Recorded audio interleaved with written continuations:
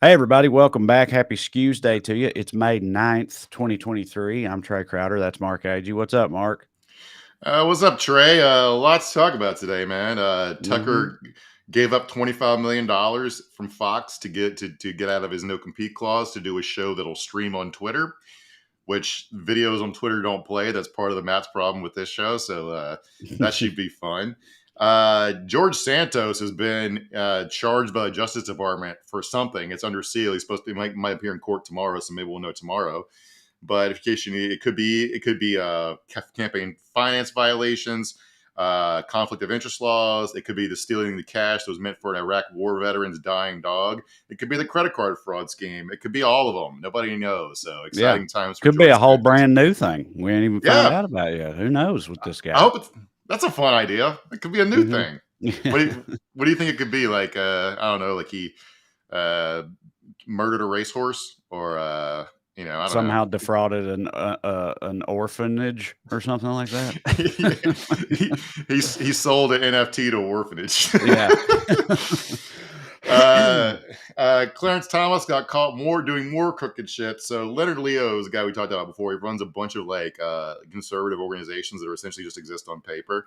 Um, yeah, that's a different one. We'll get that in a second, Matt. This first story is so Leonard Leo had Kellyanne Conway through her organization pay Jenny Thomas 25 grand, maybe up to 80 grand for something.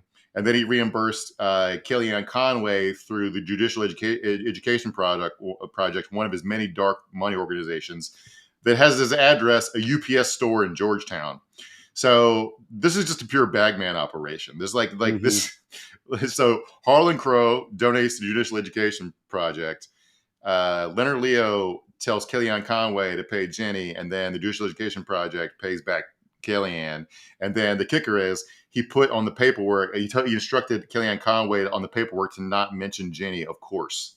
So yeah, this is just pure fraudulent. And then the article Matt Seems just read. like it defeats the purpose a little bit to mention Jenny in, a paper trail by saying, "Hey, make sure you don't mention Jenny in the subsequent paper trail or whatever." Like, Right. like, But this was two steps up the paper trail, so maybe thought this right. paper trail wouldn't get out. But downstream, he This thought isn't the tax main documents. paper trail. Right, Yeah, right. right, This is the sub paper trail, which he thought was yeah. safe. And a few months after this payment, the Judicial Education Project filed an amicus brief in a case called Shelby County versus Holder, which is what the Supreme Court used to overturn the Voting Rights Act because, as John Roberts put it, racism is over. Um, Shelby County is 5-4 with Thomas in the majority. So there you go for that. And then so there's a more direct line here. So we've talked about the Chevron doctrine before. It's a Supreme Court, sort of framework where they let regulatory agencies make, decisions without interference from the courts because the regulatory agencies are the experts here, as long as Congress has granted them authority to do so. Thomas authored the majority opinion in this case. He's now flipped. He's against his own opinion because Leonard Leo, and who's paid by Harlan Crow, is. So there you go. Clarence Thomas, after getting paid, has decided that Clarence Thomas, before getting paid, was wrong. Is wrong. Yeah, right. Right. So this is fun times, and no one's doing anything. Yeah, it's Uh, like all this stuff had already happened, obviously, but it's like one of those things where it's like the seal got broken or something. mhm, You know what I mean? Like the first report came out, and now just every 2 or 3 days, there's a new report of him getting dark money under the table or whatnot. mhm.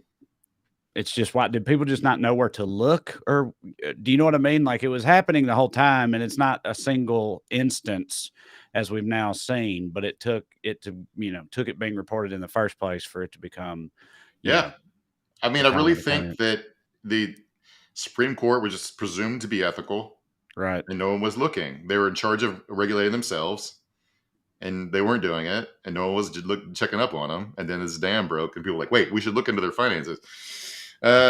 Maybe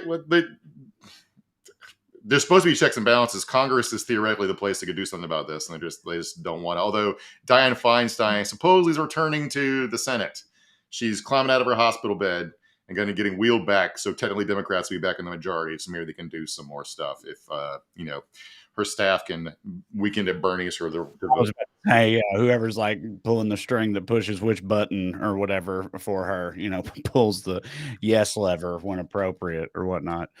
right. Before we get to the show, one last thing. Our fans are always, our viewers are always holding my feet to the fire on stuff. So this story happened a couple days ago, last week sometime. U.S. rail companies grant paid sick days after public pressure and win for unions. This person is very nice, and a fan was essentially saying he's looking forward to me admitting that I was wrong about Joe Biden and Pete Buttigieg screwing the unions. Although as a committed pessimist, I am always super ecstatic to be proven wrong. I am gleefully shocked whenever anything goes right in my personal life or the world. All right. Right. Heard that, brother. So I am happy that these rail workers got some sick days. But if you look at the details here, remember the order of events. So the railroad companies were going to strike before the election. The Biden administration convinced them to hold off because no one wants Republicans to have Congress. Right? That's good. I don't want Republicans to have Congress either. But the deal was they'd get to fight for what they wanted later. And then later, the Biden administration prevented them from striking when what they wanted was sick days. Sick days, they wouldn't, drive off the rails and do stuff like East Palestine. What they've got now is behind the scenes, Buttigieg and the Biden administration has been lobbying the rail companies to please give them some sick days. So they did. That's good. But what they got was basically less than half the rail workers, not the train engineers, got less than half of what they'd asked for. Right. They got like 4 paid sick days a year, right? That's the big victory that they got. And I guess I don't even know how you can have a policy that like you're not allowed to call in sick or whatever. It's like, well, what, what if you get hit by a bus or something? What if you're fucking just super sick? Or if you're on your deathbed? It's like, nope, it's against company policy. But also, 4 days, again, it's better than nothing, but it's, not exactly up to European standards, I would imagine. And like you said, it only covers was it non-operational employees? So the ones that like the actual engineers or the guys that, drive the trains, they still don't have any, because if they called in sick, then the train wouldn't go anywhere that day. Whereas if the other guys, like the guys who do inventory in the cars and stuff, if they call in sick, they can still make the trains run on time, which is the ultimate priority. So still not quite all the way there. And we're talking like 47% of Union Pacific workers, 46% of Union Southern, and 31% of BNSF. So a lot of workers, not all of them, but like you said, quoting from the vice president of the locomotive engineers and trainmen, the railroads went to the non-operating crafts first and cut a deal. It's because of a Carmen to get people to inspect and repair rail cars have to call in sick and don't come to work. The train will still run. But like you said, if the engineer calls in, that the train can't. But I want to go back to the public pressure part of this. Let me quote Artie Maratia, the president of the Transport Communications Union. It was public pressure and political pressure that got them to come to the table. So what I'm saying is, I don't think I was wrong. I think people like me yelling at them, not me. What's our total viewership and podcast downloads? Like 200, 300,000 people. It's not enough to drop in the bucket. When people making the same point, push them to do the right thing. I don't think I was wrong to fucking yell about it. I think a bunch of people yelling was effective. But I'm glad Biden and Buttigieg did some percentage of the right thing here, and to try to keep us all safe from train derailments and help these workers have a little higher quality of life. So that's my point I was trying to get to. Right on. Well, let's get into it. With us, as always, is producer Matt. This is Weekly Skews. I, of course, want to remind y'all of a couple of things first. Number one, if you'd like to see me live, and you should, go to TradCrowder.com. I'll be back home in Knoxville, Tennessee, and then after that in Asheville, North Carolina with Corey and Drew next weekend, May 20th and 21st. Then a lot of other dates coming up throughout the rest of the year. We're still adding plenty of dates for the fall and beyond. So go to TradCrowder.com, get your tickets, come and see me. It's a good time.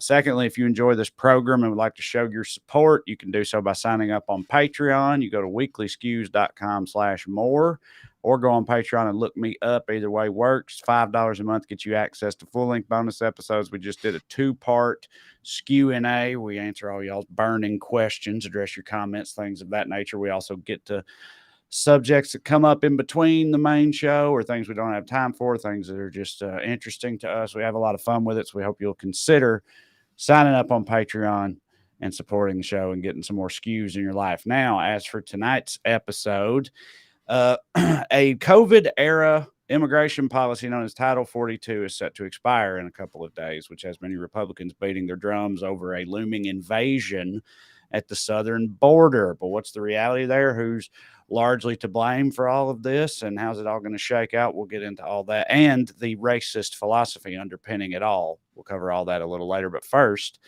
the Daily Dumbass. Matt, graphic, please. Tonight's DD, those of us who wouldn't pay $5 million to say sexual assault is perhaps fortunate, depending on, how you look at it. Here he is, the man himself. In this video, I just start kissing them. It's like a magnet, just kiss. I don't even wait. And when you're a star, they let you do it. You can do anything. Grab them by the you can do anything. That's what you said, correct? Well, historically, that's true with stars. It's true with stars that they can grab women by the Well, that's what it's. If you look over the last million years, I guess that's been largely true. Not always, but largely true. Million years? Yeah. Unfortunately or fortunately. Or fortunately. You consider Or yourself fortunately. To be a star. All right, so Yeah, the million. Yeah, we all know that the Neanderthals were infamously lax when it comes to sexual assault standards and mores. what was it? What a It's such. He said he's like it's the like ultimate smartassery when it comes to giving that response. It's just him saying like, well, since the fucking beginning of time, yes, that has been the case. Rich and powerful men have been able to wantonly grab vaginas and whatnot as they see fit. It's one of those things that's like, not entirely wrong. That's that's been fucking but I know that it's a very unfortunate reality that over the course of our history, women have gotten the shit into the stick in that way. But then when he qualifies it with, unfortunately, or maybe fortunately, like who's to say that's a bad thing? Really? It's not really even like a defense because it's like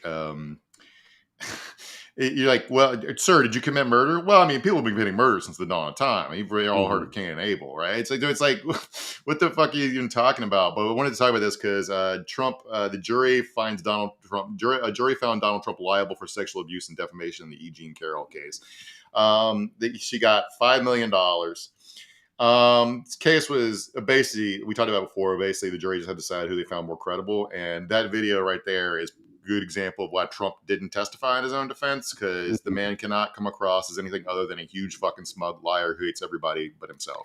So he didn't put up any kind of like defense at all. I mean, is that is that essentially like conceding defeat in a case like this? I know you're not a lawyer either, but I'm saying like, if you don't defend yourself at all, which he didn't, right? Then I mean, should be like a foregone conclusion, you would think. His lawyer tried to rip her apart on cross-examination, plus all the other witnesses. That's a Joey Tampico or whatever. But the lawyer came across like a huge asshole. And also, I found E. Jean Carroll's testimony pretty compelling. But their defense is basically that she couldn't have been raped because she seems happy, and also she's a huge liar. And also, Trump never met her, even though there are pictures of them together. And also, Trump would never do that to her because, gross, because she's not his type anyway, which led directly to this moment on some Fox today. Fox, yeah. Play that next clip there, Matt. The former president said about not, he would never have been attracted to her. Watch this. You say Marla's in this photo? That's Marla. Yeah, that's my wife. Which woman are you pointing to? No, Here. Carol. Oh, is that? The person you just pointed to was E. Jean Carroll. Who is that? Who is this? Point, your wife. And the woman on the right is your then wife. I don't know. Ivana? This was the picture. I assume that's John Johnson. Is that That's Carol? Because it's very blurry.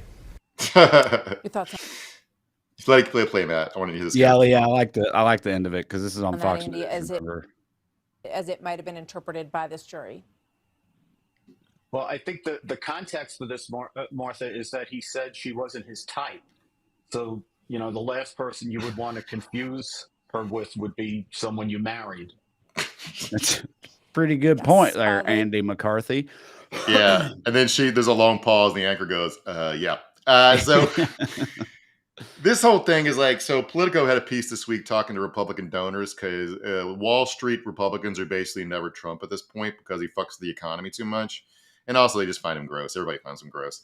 So they were talking about DeSantis's flame out, where they put their money next. And they don't really have any ideas. But this quote from one of their big donors, talking anonymously, really puts the framework of the ghoul thinking here. What we probably wind up with is a choice between a guy who is very old and wants to raise our taxes and re-regulate everything, and a guy who could be running from prison.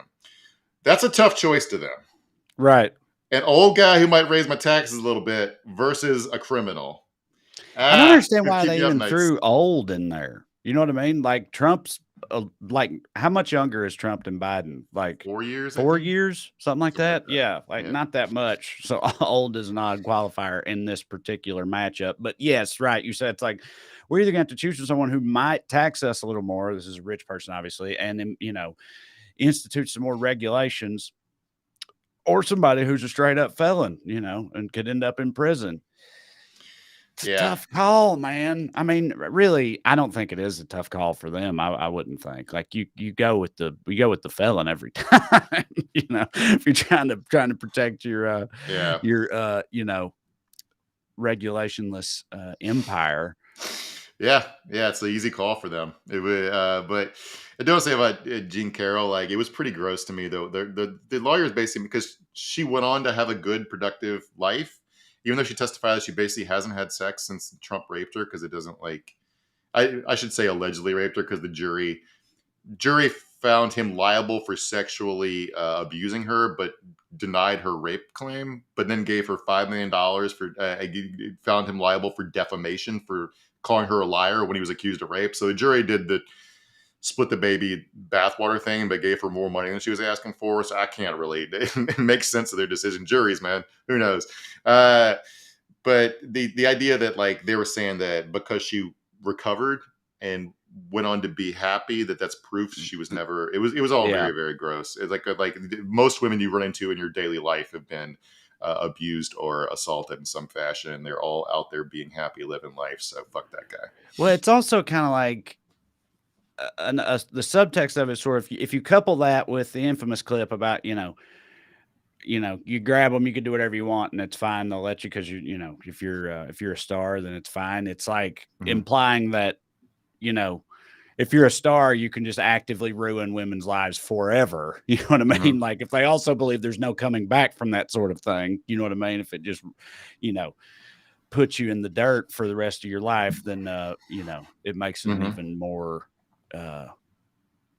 gross stance to take. Not that, it was already obviously very gross to begin with. Right. But you know what I mean? Right. But you're saying that he understands the implications of his actions. Right. And still says doing it's still bragging about how that he can do it anyway with it. Yeah.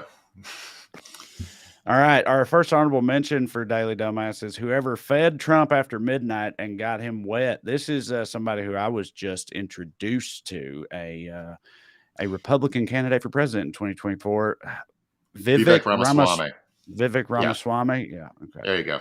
One of the people who actually stood up at that same event was somebody who walked in with the Trump shirt, broke down in tears as he asked the question, thinking about the country and what we were doing for his children, said he was switching over to vote for me. I'm absolutely running for the presidency. We're running for the win to take this all the way. One of the people who actually stood up at that same event. He stole the anonymous person came up to me crying and told me he loved me thing from Trump. Like the game's over now. You talk about like and then everybody clapped moment. Do you know what I mean? Like that's just the classic. Like, yeah, that never happened. That clearly never happened. A Trump shirt wearing Papaw broke down in tears and thanked him for, saving America. Somehow I doubt that. So all right, who is this guy, Mark? So he's running for Trump and he's polling at like 5% in a lot of polls. So he's like gaining on DeSantis. I think this guy might be where all the money goes. Because he's smooth talking, he's charming, he's charismatic, he can self-finance his campaign. He's vowed to spend almost $100 million of his own money because he's a rich, finance dude. He's also his argument is that he's just as hardcore as Trump, but more competent, and that's his whole case for being elected. Is he's a more effective fascist. Right. He says he believes he can the powers of the presidency allow him to abolish the education department on day one. He would unleash the military to stamp out the scourge of fentanyl coming across the southern border, and not unbothered by the posse comitatus clause, which prohibits use of military for civil law enforcement.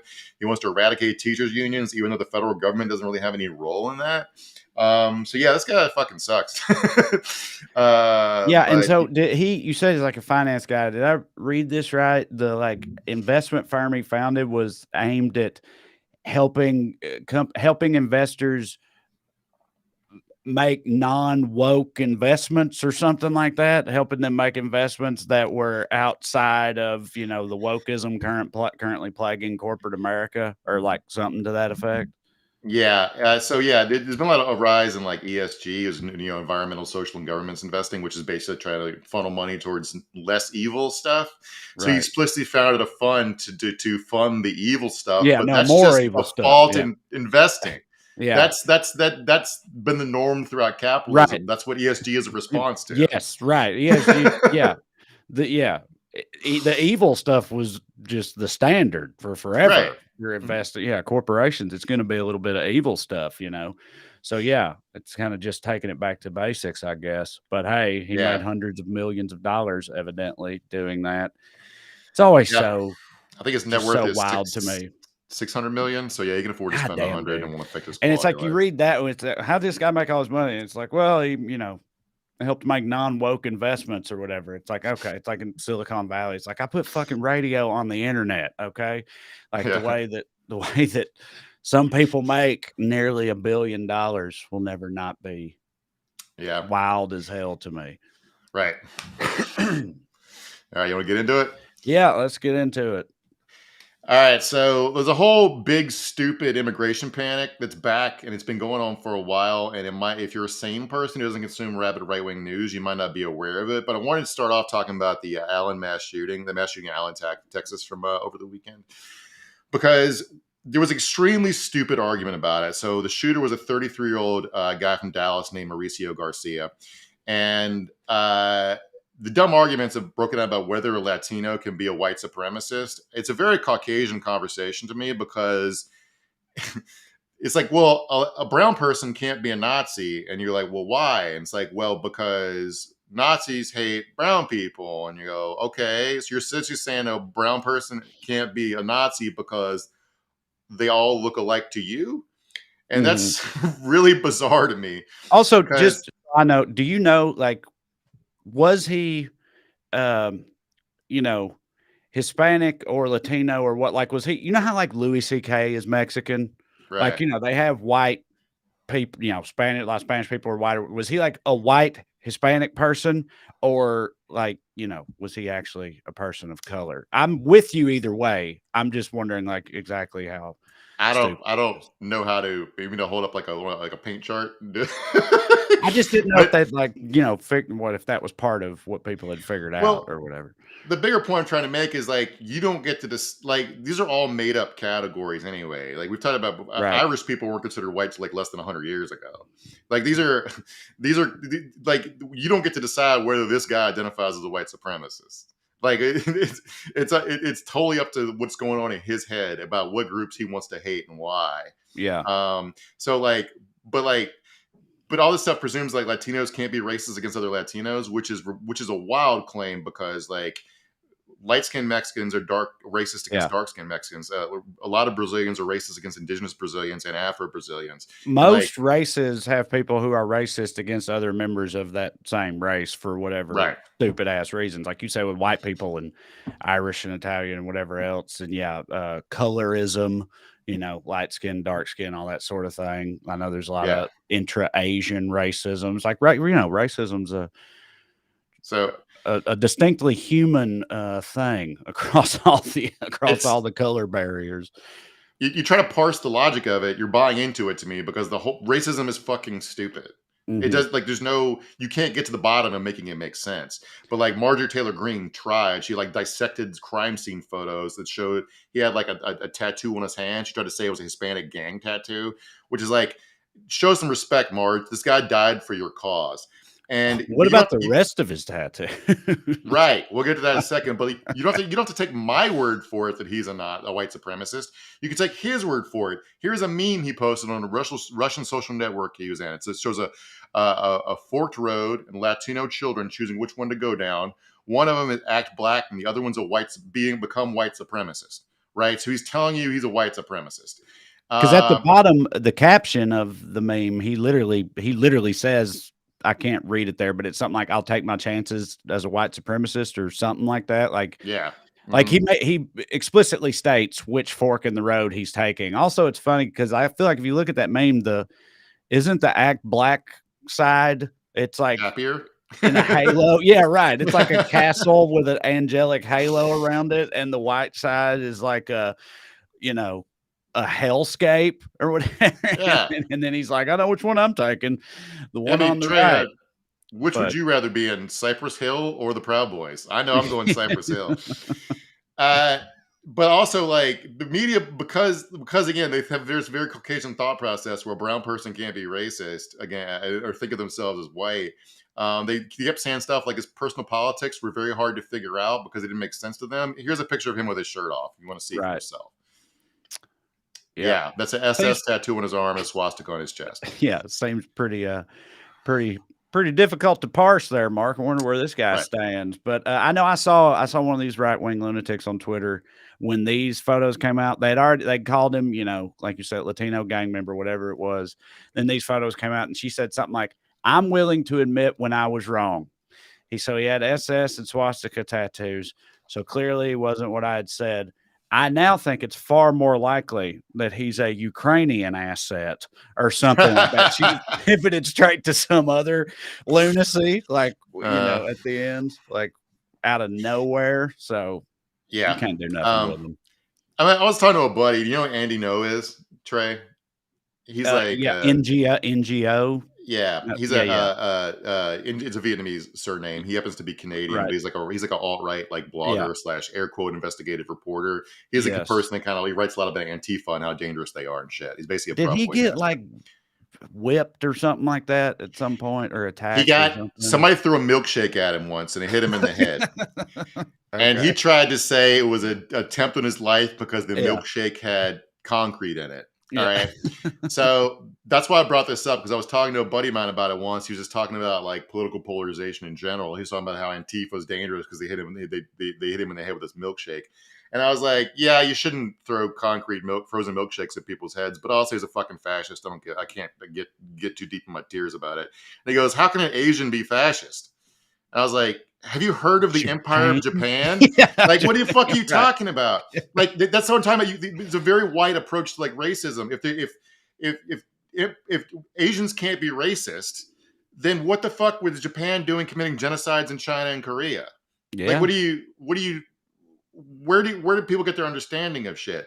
But by the way, not for nothing, but the FBI just a couple days ago arrested another January 6er after her ex-boyfriend or ex-hookup recognized her in a viral joke meme wearing a pink beret at January 6th. She happens to be Latina, and the guy dumped her because she talked about reading Mein Kampf and was posting about Hitler quotes in her Discord. Yeah, it's a bit of a red flag, in a relationship. I could see where he's coming from with that. I would find that off-putting too. All right. So the reason I wanted to talk about the Allen shooting in regards to immigration is because we don't know this guy's motive. He did post a manifesto on that same Russian social media site where they got that meme, the memes and that picture from. But so another way we know he's a Nazi is he wore his vest had right-wing death squad, an acronym for right-wing death squad written on it. But we're never gonna his manifesto apparently was mostly about incel shit, like hating women and misogynistic stuff. That checks out. We're never going to fully know his motive because, like most stupid racist lunatics, his thoughts aren't that well organized. Right. But I can tell you that his victims, the eight people he killed, 3 were Korean Americans, 3 were Latinos, 1 was a woman from India, And the one white guy got killed was the security guard who got in the way. And by the way, I noticed that the security guard's name and had the same last name as a friend of mine from Dallas. And I texted him to see if they were related, and it was his cousin. Damn, really? So, yeah. So we're all going to be connected to this shit eventually. 3 of the 8 were children, by the way. So yeah, Yeah. seven of the 8 people would have read as 4 into this racist piece of shit. Right. But we had a new third thing to thoughts and prayers. Now to the mass shooting discourse. Here's Congressman Ronnie Drughead or whatever his name is on fucking Fox News talking about this shooting. He's Ronnie Jackson. Sorry, Ronnie Drughead. Yeah, this is their new advice for living in America in 2023. And just like General Mathis once said, be polite, be professional, but have a plan to kill everyone you meet, because you never know. If you're at your workplace, your business workplace, something you might say could possibly cause someone to snap because they've had a very bad day. You don't know what kind of day someone's had, and your words can make. Have a plan to kill everyone you meet. That was America. That was a quote from Mad Dog Mattis. About dealing with foreign adversaries, not your neighbors. But like the thing is, this is stupid to have to say this out loud, but it's sort of my wife has occasional road rage issues, and it fucking bugs me and also makes me worried because every time she does something stupid in the car or honks her horn at a person who's not necessary, I'm like, this is America. They might have a gun. Mm-hmm. Just fucking don't do that. Mm-hmm. And she tries to listen. She tries to take my advice. But she's a hothead. It's one reason I love her. But it's just like, I hate it's like thoughts and prayers and helter skelter. That's where we're at now. Did you see the FBI fucking put out a mass shooting advice video? No. It's like the airplane safety video, except it shows people in a mass shooting giving you advice for all their different strategies for how to live through it. And it goes, I thought it was a sketch at first. Then it was like, go to FBI.gov for more information. I'm like, holy shit. It's like, the government's just announcing, well, you're on your own. So here's how you do a tourniquet. Yeah. What they're in Texas, they're wanting to give put battlefield tourniquets in the budget for middle school or for schools or something like that. Yeah. They want to give third graders like massive medic training. Yeah. That's so fucked up. The false flag shit, because people can't process that a Nazi could be darker skinned than them. So the right wing over 24 hours went from there's no evidence the Texas shooter was a neo-Nazi. Okay, had neo-Nazi patches on his tactical vest, but that was ironic. Okay, it might have been a neo-Nazi, but it was a government mind control that made him that way. Which brings me to this fucking, look at this Twitter exchange between Elon Musk, the guy who's going to business with Tucker Carlson, and So they're saying, here's Ian Miles Strong, who's a really fucking crazy right-wing influencer who's never been to America, but always just talk about American politics. He's saying that because it's so obvious that he's a Nazi, it must be a government setup that they dummied up all his fucking online profiles. This person called the redheaded libertarian says it's a psyop and it's not even close. And Elon Musk says this gets weirder by the moment. What is a simpler conclusion, Trey? That a deeply racist society with guns everywhere has a crazy person go crazy every now and then and shoot people, or there's a highly orchestrated government plot to take away our guns when there's no effort to take away our guns. I know. I mean, it's like, if it walks like a duck and talks like a duck, it's probably a fucking Nazi lunatic, right? And so, whatever happened to Occam's razor, it's so wild to look at all of that you just laid out, and then genuinely be like, well, this is clearly a government side. Like it's so crazy, man. And like the shooter didn't like mention like great replacement theory or anything, but you don't have to. These guys are swimming in it so deeply. It's like me announcing that everyone should take a breath every couple seconds.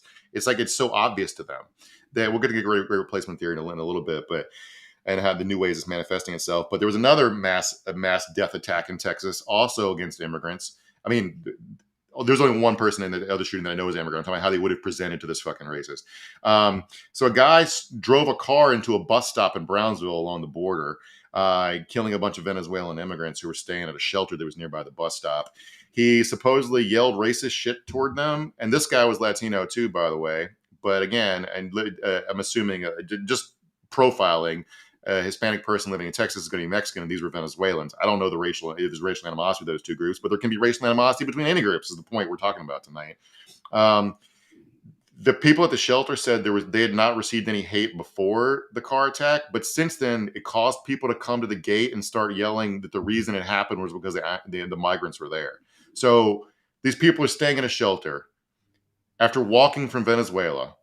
A guy hits them with their car, and then people in the community's response is, well, they shouldn't have been here. It's fucking diseased. Yeah. Brownsville is seeing a surge in migrants, and that's basically the crux that we're going to be talking about for the rest of the show. There's also a big anticipated influx of migrants due to the upcoming expiration of a COVID-era policy that allowed the U.S. to automatically expel undocumented immigrants, and that's called Title 42. Yeah, so basically it was the idea that, like, at the time it was about helping to stop the spread of COVID. So, like, because we're in the middle of a pandemic, we can just, like, carte blanche send you back, like, even if you're seeking asylum, because it's part of Right. like not the Geneva Accords, but there's like an international agreement that's sort of like that says like people have the right to seek asylum if they're in a life-threatening situation or political prisoner persecution or any of that type of stuff, and the U.S. is a signatory to that.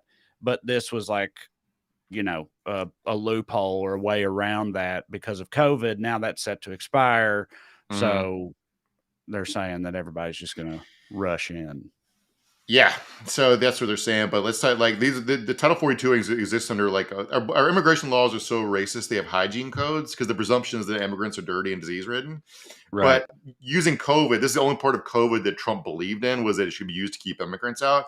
But there's a deep fucking irony here is that America had one of the worst COVID outbreaks in the world. They were probably safer from COVID if they'd stayed in Guatemala and Venezuela. Mm-hmm. So like they're not bringing the COVID in. They're more likely to get COVID if you let them in. It's the whole thing is such a twisted, sick joke. So yeah, it's about to expire because the government has announced that they can't keep doing one part of COVID rules, but not the rest of them. If you call off the COVID emergency, then this goes away too, right? Right. So Biden sort of I don't want to say exacerbated his border problems. He probably exacerbated his political problems by ending the COVID in this one way by ending the COVID emergency because of the way people are going to react to all this shit. So it expires on May 11th. In case you're wondering, Title 42 has been used on an estimated, I've seen a couple different numbers, 2.5 million immigrants or 3 million who just like would get to the border then immediately be shipped back where they came from without a hearing, without putting any paperwork. Again, a reminder, the legal process to apply for asylum is you walk up to the border and say you want to apply for asylum. That's what they were doing. They were doing it legally. I just want to always reiterate that. This is perfectly legal. They weren't sneaking across. They were trying to go through the orderly, legally ordained process. GOP has offered up a border package that's even too racist for a lot of Republicans. It also includes some harebrained shit like the border bill would impeach Homeland Security Secretary Alejandro Mayorkas. It just basically wants to ship everybody out of the country, probably me and you too. So Texas, man, Texas Republican leadership is fucking wilding out. They had a big rally recently to call for more border protections. They're trying to pass a bill called HB 20. I forgot to check before the show if they've actually passed a version of it yet.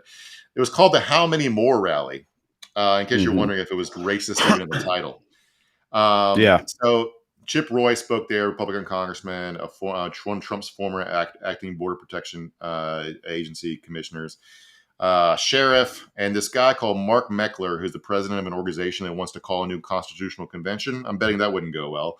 But he said at the rally, we're saying there is an invasion, appropriately declaring an invasion, and we expect the governor and the legislature to put the forces in plan to repel that invasion. Invasion 3 times in one sentence. Right. So he's comparing like what Russia's doing to Ukraine with what some migrants are doing walking up to the border. Right. Yeah, it doesn't seem fear-mongery at all. If there was an invasion, wouldn't like that guy be entitled, if not obligated, to hit those people with his car? That's essentially what they're doing here. Is they're giving rhetorical permission for way more of these stochastic terrorist attacks, even creating a permission structure for it. They also call for the bill calls for the creation of a Texas Border Protection Unit, which is like a special forces Texas Rangers to just like shoot immigrants. Right. So it's like like super border patrol. Like they already have the border patrol, so it's like a new, more hardcore border patrol. Because I understand the border patrol can be pretty hardcore as it is. So the Texas Rangers were explicitly founded as like a killer force to track down and kill Mexicans. So like this is just like past times a flat circle. All this is happening at the same time that Fox News and other right wing media are doing everything they can to promote border militias. Like you might remember the Minutemen from like the 90s and 2000s, where there are lots more of these people now. These are like the Texas one would at least be state funded and regulated as far as that goes, because cops are basically set loose in this country. These people are just straight up militias, but they all do work with local law enforcement, and they're labeled as hate groups by the Southern Poverty Law Center, and they're going on conservative media and being treated like rock stars. They're famous in those groups, and all they do is like hunt migrants, like the Punisher. I fucking hate this, dog. But anyway, so they're part of the Title 42 panic. Is they're saying once Title 42 is lifted and we can't just ship everybody applying for asylum out, that it's going to be a rush to the border because migrants will know the border's open. Now, I don't know what kind of news, say, a poor person in Guatemala or Honduras or Venezuela or Haiti gets, or how much they're familiar with American politics or the regulations of our border, right? But the main place they would get this fucking message is from Republicans, right? They're the ones always talking about how the border is open and we're just letting everybody in and all that. So that's like, but the Biden administration is basically, along with Title 42, they've pretty much just upheld the Trump administration's immigration policies, right? Pretty much, like a lot of them. Nothing really changed all that much, but the way they talk about it, it's a huge crisis because the border is completely open and we're just letting everybody in. And then people south of the border in these other Central American countries, they hear, oh, did you hear? With Biden in charge, the border's open, free reign.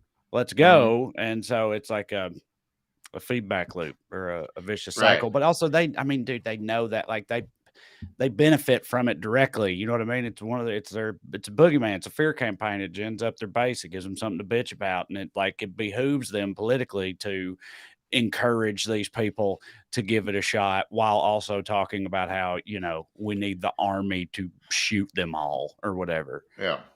Yeah. There's something like, I'm trying to think of an analogy at work. I'm not trying to compare like, I can't even do an analogy here because they're creating a problem and then offering the solution for it. Right. Every problem, every analogy that's going to come with my head would compare immigrants to something bad. So I don't want to do that. What I mean, that you just said, they're creating a problem and then offering a solution to the problem they create. That's their whole thing. They do that all the time. Like they, create a problem with trans people or critical race theory or any of that shit, Usually they're creating an imaginary. It's like, right. Usually they're creating an imaginary problem here. But here, if they're doing anything with a number of migrants approaching the border, they're increasing it by using a megaphone to lie and say the border's open. Now, about the border being open, like I'm I'm pretty left wing about a lot of shit, but I'm not some like eliminate borders sort of fanatic. Because like my first job when I was in college, I was a front desk attendant. Your job there is, if you don't live in the dorm, is to make people sign in and out. Basically, any organization, building, group, chunk of land is going to want to be aware of who's in it, right? I just don't think we need to be so fucking mean about it, especially because we've talked about the labor supply stuff before. Like we have jobs for people. Like it's just I don't know. It's so fucking that's the other thing too. Like a lot of these people are so hardcore anti-immigration. A lot of the business people anyway employ illegal immigrants all the time and would hate to have to give that up because they don't pay them shit. You know what I mean? It's like I've brought this up before, but I remember this was years ago now, but Alabama enacted some new really harsh anti-immigrant policy, which drove a lot of immigrants out of Alabama. And then that year they had record losses in their agricultural sector. A lot of their crops died and shit like that because they couldn't find anybody to work those jobs. And so, all these guys, fucking Trump has had countless illegal immigrants on his construction projects, and they all do that. Like it's all horse shit. DeSantis just signed. The Florida House just passed a bill that would require like E-Verify for all like employees to try to crush undocumented laborers. And in Florida, and today people were posting videos of the construction sites that are dead because no one's working because they don't Right. have workers. Right. So it's like racism is a poison pill for everybody who swallows it. It's just like you hurt yourself as much as you hurt anybody else. Which brings us to the great replacement theory stuff, which we've talked about, Tucker talking about a lot before. But like the great replacement theory, we don't know for sure there was a motivation for the Allen shooting or part of the motivation. But Pittsburgh, El Paso, Buffalo, the violence in Charlottesville, those were all those killers all cited great replacement theory. Remember, that's the theory that Joe Biden and the Democrats are intentionally letting in immigrants to vote Democrat to turn the country less white, Brown. Yeah. Yeah. But just so to give a little perspective here, only 12% of the global population is white, something like that. Something like Matt, to get the exact number, Matt threw out low 60% of America is white. So America is an extremely white country relative to the rest of the world. There's no reason to fucking panic about being erased. It's just like, it's just like, don't worry about it. Go to work. And again, we're talking about fucking. We're talking about fucking. Nobody's being genocided. Your kids are just intermarrying with other ethnic groups, and people are gradually turning the same color. Sounds like utopia to me, but what do I know? Who benefits from all these fucking lies? First of all, the cartels and human smugglers, because they can go to people, desperate people, and tell them, "Hey, Republicans said the border's open. Do you want to ride to America?" And they get here and they end up in a migrant camp. And Republicans are also benefiting this. This is a poll from 13 months ago, so it's probably worse now. But a majority of Americans see an invasion at the southern border, NPR poll finds. It's 53% of Americans from 13 months ago thought that's either completely or somewhat true that America is under invasion at the southern border. What do people? Americans are so soft, dog. Like, you would hear bombs going off. I know, that's what I'm saying. Like, what do they think an invasion actually is? You know what I mean? Like, it's just so baldly hyperbolic to call that an invasion. It's like you said. It's like what Russia did in the Ukraine. That's an invasion. You know, they invaded. Also, what do people think a border is? Like, there's never been a hard border in the history of the world. Like, they tried with their Berlin Wall. They hid machine guns and landmines and shit, and people still got over it, under it, and around it. So, like, what people are going to get across the border? You just got to learn to live with it and try to fix the system, and so we can all learn how to live with a certain amount of chaos, because chaos comes from freedom, and nothing's perfect. We just think nobody should go across the border. It's like, yes, people and drugs come north, and people and guns go south. It's like there's illicit trade on every border. It's just such baby brains, right? But I read this earlier when it comes to the drugs, right? Because that's a huge part of the narrative right now. Right, they're bringing the drugs up here, and that's why people are dying from fentanyl overdoses or whatever. But like the drugs largely come in through like legal points of entry and shit. Yeah, like ports of, like, you know, they smuggle them on like container ships or planes and shit. You guys have seen Narcos. It's not the people coming in on the bus loads, you know, with the smugglers driving them across the border. They have more efficient operations than that. So it's not even where they're coming from anyway. If they were rich drug smugglers, they'd be able to buy their way into America. Like, what they do is, it's Americans being paid. There was a literal Nazi who got arrested smuggling fentanyl into America. That's what they do. You pay an American who's going to get less scrutiny. And my idea is that fentanyl can't be smelled by drug dogs. So it's pretty easy to smuggle in. And like, so you just put it in a spare tire, drive it across the border, and you're pretty much going to be like, I'm not saying that fentanyl's good.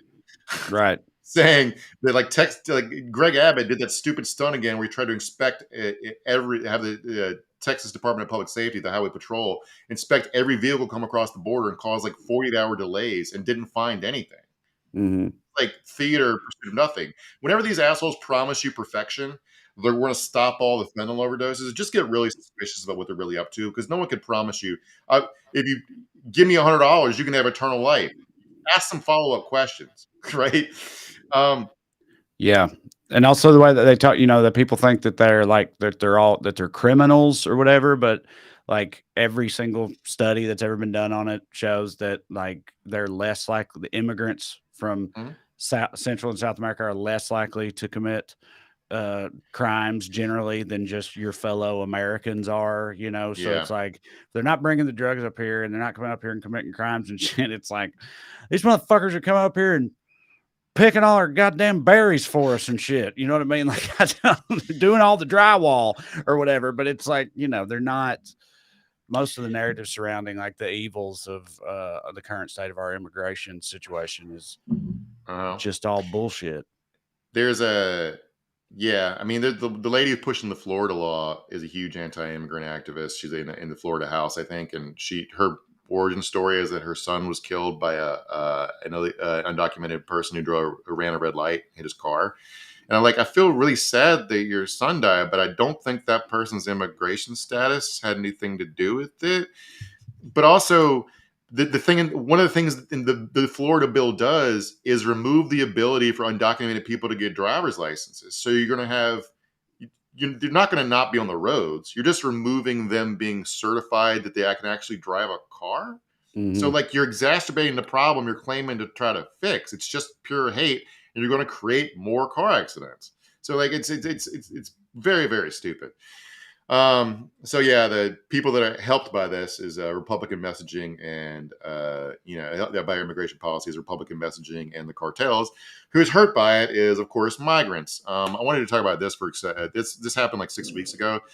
38 migrants were killed in a fire at a detention center in Mexico. One of the things Mexico is doing, they also have a pretty firm immigration, hardcore immigration policy because we asked them to and put a lot of pressure on them. So a lot of people try to get into America. That was called the Remain in Mexico policy. So while they wait to see if they get asylum, they're locked up in Mexico and not under great conditions. So in protest of, depending on who you believe, in protest of conditions, some of the migrants set mattresses on fire, ended up burning the building down and killing 38 of them. If you believe Mexico's president, he said they were mad they were going to be deported to their home countries, but the migrants said it was because they had 68 men in an area meant for 58 people with no access to drinking water. Among those migrants were 28 Guatemalans, 13 Hondurans, 12 Salvadorans, 12 Venezuelans, and 1 from Colombia and Ecuador. And I wanted to say, the variety of people coming across the border are more diverse than you think. There are a lot of Chinese immigrants coming across the southern border because what they do is they take a boat or a plane to Mexico and then trying to come across, because it's cheaper than a plane ticket into America and trying to get to U.S. customs. But so when people say that, well, how can a brown person be racist against people coming across the southern border? Well, maybe it's because they hate Haitians, because Haitians are black and speak French, or maybe they hate Chinese people. You don't have to look too deeply into their thought process. But I want to talk about the Guatemalans because I found a story talking to their families. They were basically tricked by coyotes who told them that the border was open. And they borrowed $15,000 and $19,000 each for a trip to the border. And then they were expected to be deported back to Guatemala, but then they died in the fire. But I want to point out these are mostly indigenous Guatemalans. Again, going back to racism within these societies. A lot of indigenous Guatemalans have been pushed off their land by mining conglomerates.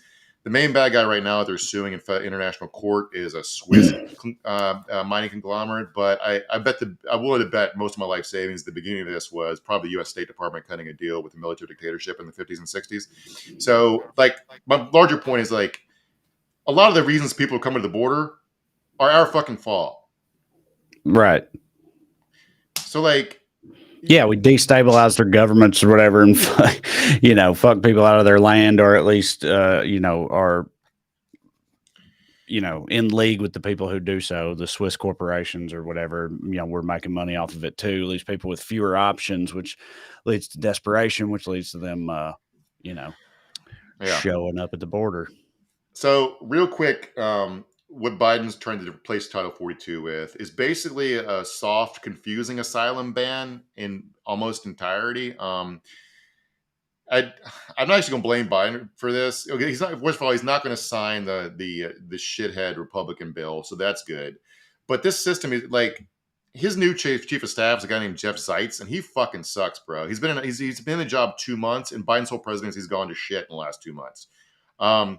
But what the asylum ban is, it basically, under the proposed rules, someone would be ineligible for asylum unless they'd already presented themselves at a port of entry and pre-scheduled their presentation via a DHS mobile app called CBP1. So these migrants have to download an app and use it to set an appointment and arrive at the correct time at the border entry station.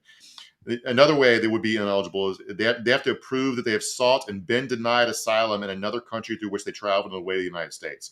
So if you want to immigrate to the United States, You got to apply for asylum in Mexico and hope they deny you. All right.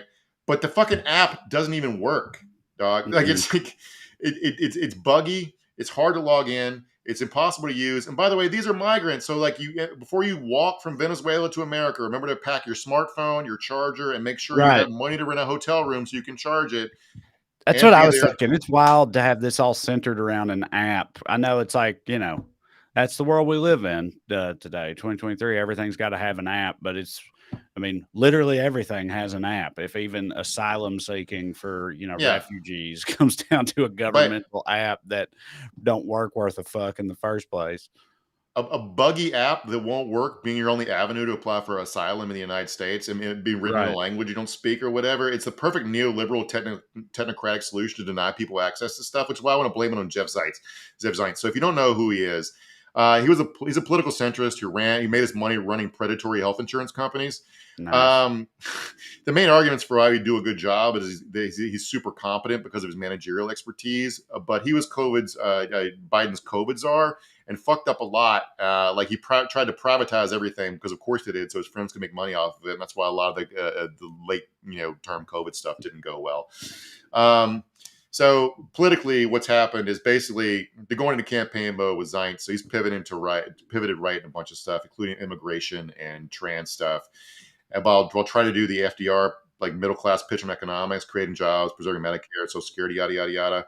But like you try to split that lane, you're going to end up pissing off everybody because you piss off fucking progressives and Fox News, like hardcore anti-immigration people are never going to vote for you. So there's no point in just being mean for the sake of mean. Like I don't have a solution to the border. I realize there's probably some amount of people we can't let in because it's unsustainable to be processed and stuff. But I'm not in charge. I don't have to have a plan. There's a whole federal government to come up with a plan. And this isn't the plan. Right. Yeah. I don't know. I don't understand this. The Jeff Zients, however you say it, the new chief of staff. Like, I just don't, because everybody's pissed at him. Or like the Democrats, are pissed at him. The Democrats in Congress, everything, because he shut down the lines of communication. He's like made the Biden administration impossible to get in touch with or to work with. And I just don't understand how. I understand how a guy like that gets that job, I guess. You run predatory health insurance schemes for 20 years, you're going to get to some pretty high places in this country. But like, I don't know. It just seems so clearly to not be working or to, his approval rating's like 30 for anybody. His approval rating's like 8 points less than Trump's when he left office. Like it's not working. No, it's not working. Right. How do you leave that guy in that job? Like no one is saying this guy's crushing it. I don't know. I don't think it's theoretically even possible for him to lose to Trump, especially after like the E. Jean Carroll case is going to make for really fucking hard hitting the attack ads. You have the headline clip of the deposition of him saying it's good to grab women, and then do you want this guy having say over women's bodies? And with a headlines about the Dobbs decision and women dying. It's like I don't know how Trump overcomes that, but also like why are you tempting fate by doing bad stuff? Was there a Washington Post or some poll recently that showed Trump leading Biden or something? I know it's like super early, but I thought I saw something about last one I saw Biden beating Trump, but losing to DeSantis. So, but still super early. He can turn it around. But what happens with the economy is going to be the biggest prevailing factor. No one knows the economy is going to be like in 15 months or whatever. So, yeah. We get this goddamn inflation under control. All right. Well, listen, I want to remind y'all again before we go, like I said earlier, go to TreyCrowder.com. Check out my upcoming tour dates. Come and see me. It's a good time. I'll be with Corey and Drew in Knoxville and Asheville next weekend, May 20th and 21st. And then the rest of my dates for most of the rest of the year are solo shows. So come out and see me. And also, you can go to weeklyskews.com/more to support this show with your patronage, and in doing so, get some bonus content for yourselves there, which we surely would appreciate. It's fun. Also, for the record, on my Patreon, I've got other tiers where I offer other things in addition, and you can get it all together for $10 a month. You can do whatever you want to. Just go on there and check it out. But the important thing is keep coming back every Skews day. And if you do, then we will too. So keep breaking it down for you, skewing it up, and we'll see you in 7 days. All right.